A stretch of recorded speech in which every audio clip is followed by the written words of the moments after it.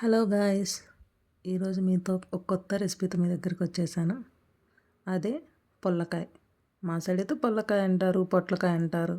ఎవరికైనా పొట్లకాయ తెలియదు అంటే స్నేక్ గార్డ్ అంటారు.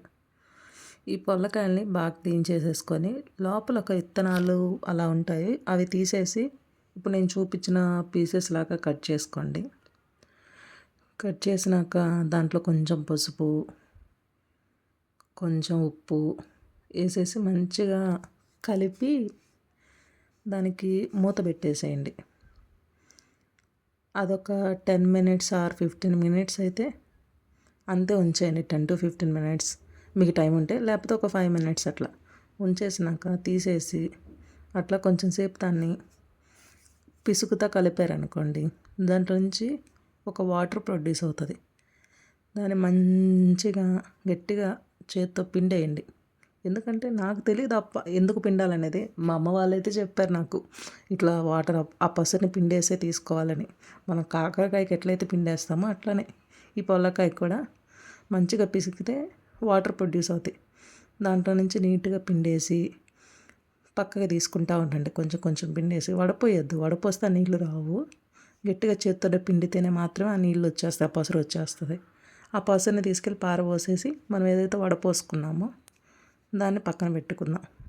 ఇప్పుడు ఒక బాండీ తీసుకొని దాంట్లో ఒక 2 టేబుల్ స్పూన్ ఆయిల్ వేసేసి దీంట్లో పచ్చెనపప్పు కొంచెం ఎక్కువగా వేసుకోండి. ఎందుకంటే టేస్ట్ బాగుండిద్ది. ఎందుకంటే కొంచెం కరకర నోటికి తగులుతూ అంటే బాగుండిద్ది కదా. కొంచెం ఆవాలు, కొంచెం జీలకర్ర, కొంచెం మినప్పప్పు, ఎనీథింగ్ మీకు తిరగమాత గింజలు ఏదుంటే అది. తర్వాత బాగా వేగిన కరివేపాకు వేసేసి వేపి ఇప్పుడు ఆ పొట్లకాయ ఏదైతే పిండింది ఉంటుందో అదే ఒక బాండీలో అదే తిరగమాతలో వేసేసి కలిపేసేయండి. బాగా మంచిగా ఒక లో ఫ్లేమ్ కాదు, కొంచెం మీడియం ఫ్లేమ్లో పెట్టుకొని ఫ్రై చేసుకుంటా తిప్పుకుంటూ ఉండండి. ఆల్రెడీ లైట్గా మనం ఫస్ట్లో సాల్ట్ యాడ్ చేస్తాం కదా, ముక్కలకు పట్టుండేది కొంచెం చూసుకొని సాల్ట్ యాడ్ చేసుకోండి.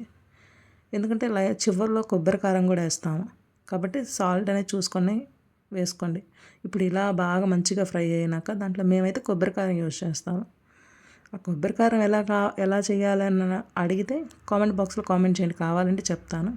అంతే రెసిపీ. బాయ్.